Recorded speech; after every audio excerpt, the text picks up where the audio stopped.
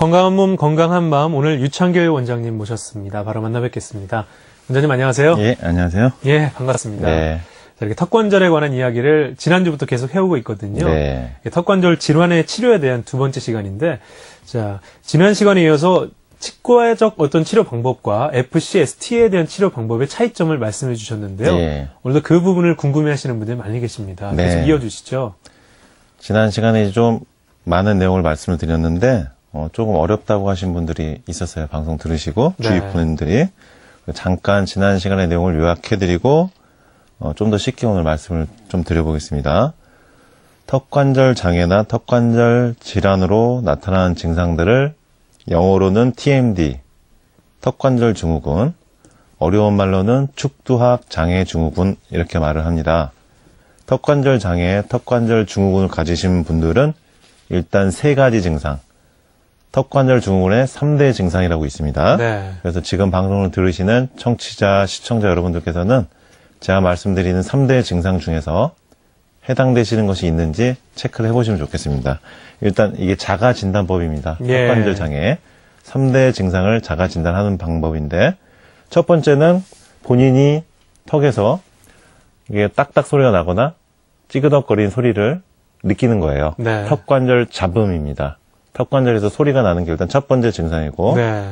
두 번째 증상은 음식물을 씹거나 밤에 잠을 잘 때 이를 악물거나 이렇게 어금니를 악무는 습관, 여러 이유로 해서 턱관절 쪽에 통증이 느껴지는 거예요. 예. 그래서 여기 귀 앞이 턱관절이 위치하는 부위인데 여기가 아프신 분들이 있습니다.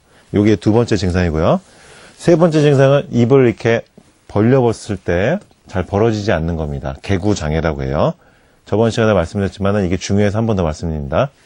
2지, 3지, 4지를 붙여서 그걸 수직으로 이렇게 세로로 네. 세워서 입 안으로 들어가야 됩니다. 들어갔다가 나오고 예. 이게 자연스럽게 들어갔다 나와야지 정상적인 입이 벌어지는 크기입니다. 근데 이게 안 되시는 분들이 있습니다. 턱관절 장애가 있으면은 입이 잘 안 벌어지면서 이 2지, 3지, 4지를 입에 넣을 수가 없는 분들은 턱관절 장애가 있습니다. 그래서 이렇게 소리가 나거나 턱 관절이 아프거나 입을 벌릴 때 벌어지지 않거나 간혹은 앞에서 입을 벌릴 때 똑바로 벌어지지 않고 지그재그로 벌어지는 분들이 있어요. 네. 한쪽 턱만 더 잘 벌어지고 한쪽 턱은 안 벌어지는 분도 있고요. 이렇게 개구장애, 입을 벌리는 거에 있어서 불편함이 있는 분들은 턱관절 장애 증상이 있는 겁니다. 그래서 이렇게 3대 증상 자가진단법이 있습니다. 네. 네. 꼭 이 방송 들으시거나 보시는 분들은 이 3대 증상이 본인에게 있는지 자가진단법을 확인해 보셔야겠습니다. 이 턱관절 증후군의 이런 3대 증상을 가지신 분들은 어떤 증상이 나타나나요? 네. 이제 턱관절 소리, 턱관절 통증, 입이 잘 안 벌어지거나 지그재그로 벌어지는 분들, 이렇게 3대 증상을 가지신 분들은 여러 가지 증상이 이제 나타날 수가 있어요. 네. 근데 이게 잘 알려져 있지 않기 때문에 턱관절이 원인인데 그거를 치료하지 않고 지내시는 분들은 아무리 어떤 치료를 해도 잘 낫지 않는 분들이 많습니다. 예. 그래서 오늘 제가 말씀드린 증상들을 또 지금 방송을 들으신 청취자분들은, 시청자분들 잘 체크를 해보시기 바랍니다. 일단은 턱관절이 머리 쪽 바로 밑에 위치하고 있기 때문에 머리 정 가운데입니다. 두통이 생길 수가 있어요. 여러 번 말씀드렸죠? 두통약을 오랫동안 먹어도 두통이 오랫동안 사라지지 않는 분들. 그 다음에 어지러울 수가 있습니다. 일단 머리 쪽에 뇌혈류가 순환이 좋지 않으니까 어지러울 수가 있어요. 네. 빈혈 증상이 나타납니다. 그 다음에는 턱관절에서 2번 목뼈를 움직이기 때문에 2번 목뼈와 연결된 눈 증상이 나타나요. 안구 건조증이나 눈이 침침하다, 눈이 쉽게 피로하다, 오후가 되면 금방 충혈된다, 눈이 시리다, 눈물이 이유 없이 나온다, 이러신 분들이 40, 50대 이상 분들에게서 많이 나옵니다. 네. 그 다음에 잘 나오는 증상이 이명 증상이에요. 귀에서 삐 하고 소리가 나거나 웅 하고 소리가 나는 건데 이게 참 잘 안 낫는 증상이에요. 한방, 양방 여러 치료해도 안 나으신 분들이 참 많은데요. 요 이명 증상이 턱관절 치료를 해주면 낫는 경우가 많습니다. 네. 예. 그 다음에 비염 증상도 계절 환절기마다 콧물, 재채기, 코막힘으로 고생하시는 분들이 많고 재채기를 하루 종일 하시는 분들도 많아요. 요즘 보면은. 요런 분들도 비중격이 휜 건데 코가 이게 구조적으로 휜 건데요. 이게 네. 턱관절이 또 원인이 돼서 비염이 있는 분들이 있어요. 아하. 이런 분들도 턱관절을 치료해 줘야지 비염이 재발이 안 되고 잘 낫습니다. 그리고 구안화사라고 입이 마비가 돼서 한쪽으로 돌아가는 병이 있죠. 그러니까 그게 대부분 이제 4주에서 8주 정도 되면 회복이 돼야 되는데 6개월, 8개월 돼도 후유증이 남아서 입이 한쪽으로 돼 있고 눈꺼풀이 안 내려오고 후유증이 남으신 분들이 있어요. 네. 이런 분들도 턱관절 균형을 조절해줘야지 남은 후유증이 없어집니다. 제 치료 사례 중에서도 3년 되신 구안화사 환자분이 오셨는데 턱관절 치료를 통해서 눈을 감게 해드린 경우가 있어요. 눈이 안 감겼었는데 그러니까 그런 치료 사례가 있고요. 그 다음에 입이 마르다, 구강 건조증, 혀에 백태가 끼거나 혓바닥이 갈라진 분도 있습니다. 그리고 만성 피로, 뇌로 혈액이 공급이 잘 안 되기 때문에 자고 나도 피로가 풀리지 않습니다. 항상 피곤한 거예요. 뒷목이 뻣뻣하고 고혈압이 있으신 분들이 많습니다. 그리고 목 디스크가 있어서 손이 저리고 어깨가 아프신 분들이 많고요. 50견인데 잘 안 나으신 분들도 이 턱관절과 목뼈를 치료해줘야지 낫는 분들이 많고요. 50견이 나은데도 어깨는 움직이긴 하는데 네. 여기 어깨 근육이 아파서 오랫동안 고생하신 분들이 또 많습니다. 근육통이 그것도 50견은 나았어도 목뼈와 턱관절을 치료해줘야지 근육통이 없을 수가 있고요. 머리가 이렇게 한쪽으로 자꾸 이렇게 돌아가신 분도 있습니다. 이렇게 자기 의지와 상관없이. 예. 이게 중증인데 사실은 난치병이에요. 사경증이라고 합니다. 이것도 턱관절이 원인이 된 경우가 많고요. 머리를 이렇게 흔드시는 분들이 있고 예. 파킨슨 증상 같이 소아 어린이들 요즘에 틱 증상이 많아요.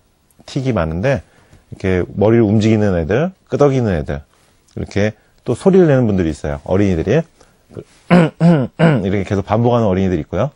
끙끙 이렇게 소리를 내는 분들도 있고 신음소리처럼 음성틱이 있고 운동틱이 있는데 운동틱은 손목을 자꾸 이렇게 움직이거나 본인 의지와 상관없이 고개를 끄덕거리거나 눈을 깜빡거리거나 코를 자꾸 이렇게 킁킁거리거나 네. 여러 가지가 있습니다. 요즘 아이들이 참 많습니다. 이런 음성틱이나 운동틱, 턱관절이 원인이 되는 경우가 있습니다. 이런 턱관절이 원인인 틱은 기존 치료로 잘 안 낫는 거예요. 그 다음에 제가 여러 번 말씀드렸던 전신의 관절 통증, 류마티스의 관절 통증, 어깨, 팔꿈치, 손목, 손가락 10마디 다, 무릎, 발목, 발가락 다, 네. 고관절, 무릎까지, 허리까지 전신 관절 통증이 아픈 류마티스 질환, 섬유근통 증후군, 턱관절 치료해주면은 가라앉습니다. 그 다음에 안면 비대칭이 있죠? 앞에서 얼굴 봤을 때 좌우가 차이가 나고 턱선이 틀어진 거예요. 네. 그리고 이쪽 턱 쪽이 각이집니다. 그래서 각진 얼굴이 되는데 이런 경우도 턱관절 질환을 치료해주면은 얼굴이 대칭으로 되고 얼굴 선도 부드럽게 각진 얼굴이 좀 부드러워지고 눈이 쌍꺼풀이 짝짝이신 분들 있어요. 한쪽만 네. 쌍꺼풀이 있는 분들이에요. 그분들도 턱관절을 치료해줘야지 안면 비대칭이 해결되면서 눈이 같게 모양이 같게 변합니다. 네. 이렇게 여러 가지 증상들과 병들이 생길 수 있는데 여기저기서 여러 치료를 받았는데도 잘 낫지 않는다. 몇 년이 지나도 낫지 않고 있다. 이런 분들은 턱관절 증후군일 가능성이 있으니까 꼭 턱이 원인이지 아닐까를 생각을 한번 해보시기 바랍니다. 네. 이렇게 턱관절의 불균형이 해결되면 난치성 질환들까지 좋아질 수 있다는 말이 어찌 보면 참 신기하기도 하면서도 좀 생소한 게 사실이거든요. 예. 지금까지 많은 설명을 해주셨는데 네네. 다시 한번 좀 자세히 말씀 부탁드리겠습니다. 요게 제가 그동안 뇌신경계와 이렇게 연결해서 설명을 좀 드렸었는데 네. 그것도 좀 어렵다고 하신 분들이 있더라고요. 그래서 오늘 더 쉽게 말씀을 드리겠습니다. 왜 턱을 치료하면 난치병 증상들이 낫는가? 현대의학으로 낫지 않는 각종 난치성 질환들이 나을 수 있는가?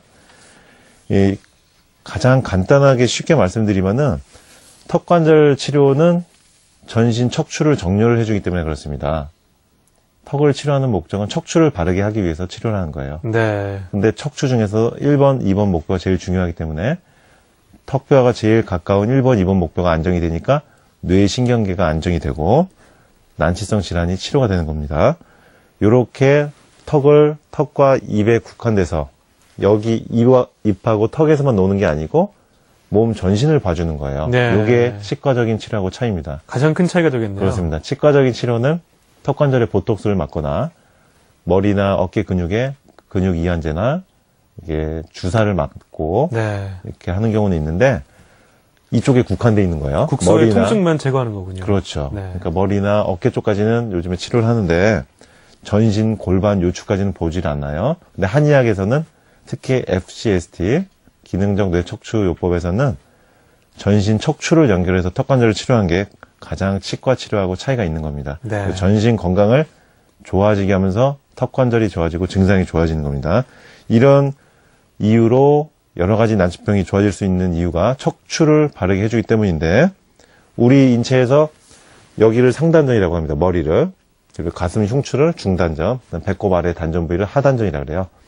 이렇게 세 개의 상중하 단전을 바로 잡고 턱 관절이 머리에서 상하, 좌우, 전후 이렇게 네 개의 중심축이 있어요. 두개골 쪽에서. 네. 그래서 머리 쪽에서 네 개의 중심축, 전신 척추에서 세 개의 중심축, 그래서 총 7개의 축이 있는데 그 7개의 축에 딱 맞는 한 지점이 있어요. 정말 이 볼펜 끝으로 해당하는 지점입니다. 그 지점에 턱 관절의 위치를 옮겨주는 거예요. 네. 그러면은 척추가 바로 쓰면서 뇌신경계가 안정되고 척추 정렬을 통한 신경의 압박이 해결되면서 증상이 좋아지는 겁니다. 사람 몸에 참 부드럽고요. 네. 인체에 해가 되지 않고 뭐 주사나 이렇게 찔르는 거 없이, 그리고 위장에 장애가 있는 진통제나 근육이완제를 먹지도 않고도 척추를 반듯하게 해줌으로써 낫는 겁니다. 네. 네. 아무래도 이런 전신적인 좀 개념을 가졌다는 게 기존의 치과 치료와는 확연히 구분이 되는 점이라고 볼 수 있겠네요. 예. 물론 이제 치과적인 치료가 필요한 경우가 있어요. 그 치아나 이렇게 여러 가지 임플란트를 해야 될 상황도 있고 틀니를 해야 될 상황도 있습니다. 네. 근데 이제 이 턱관절 질환 쪽은 FCST요법이 효과적인 경우가 좀 많이 있어요. 왜냐하면은 턱만 치료한 게 아니고 턱이 척추랑 연결돼 있기 때문에 턱에다만 계속 주사를 맞고 진통제를 먹는다고 해도 척추는 가만히 있는 상태에서 턱만 치료한다고 해서 낫진 않죠. 네. 자꾸 재발이 돼서 몇 년이 지나다가 수술할 단계가 돼서 뇌척추 기능학을 시술하는 병의원에 오시는 경우가 많습니다. 저희 네. 학회 사례를 보면요. 근데 다행스럽게도 최근에는 치과대학병원 구강내과에서 목과 어깨 정도까지는 연관성을 찾기 시작했어요. 그래서 그쪽에 근막 발통점에 주사를 하는 치료도 병행을 하고 있는 겁니다. 그러니까 네. 치과 선생님들도 턱에만 집중을 하다가 잘 낫지 않으니까 이 주변에 다른 원인이 있지 않을까 찾다 보니까 어깨까지는 내려오신 거예요. 네. 그런데 FCST에서는 골반까지 발목 관절까지 인체 전신의 균형을 보는 겁니다. 그래서 더 효과가 더 좋은 건데 턱과 전신 척추를 연결짓고 우리 인체에서 가진 7가지 중심축에 0점을 맞추는 겁니다. 그래서 턱관절과 척추가 함께 맞물려 움직인다. 이게 제일 중요하고요. 이렇게 턱관절을 척추와 연결해서 뇌 신경계를 안정시키는 것과 연결해서 치료해 주니까 턱관절로 인해 나타나는 다양한 난치성 증상들까지도 치료가 되는 겁니다. 그래서 네. 구체적인 이제 치료 방법들을 또 다음 시간에 계속해서 말씀을 드리겠습니다. 네. 원장님 오늘 말씀 감사합니다. 예. 네, 오늘 턱관절의 장애에 관한 두 번째 시간 가져봤는데요. 많은 분들에게 도움이 됐기를 바랍니다. 자,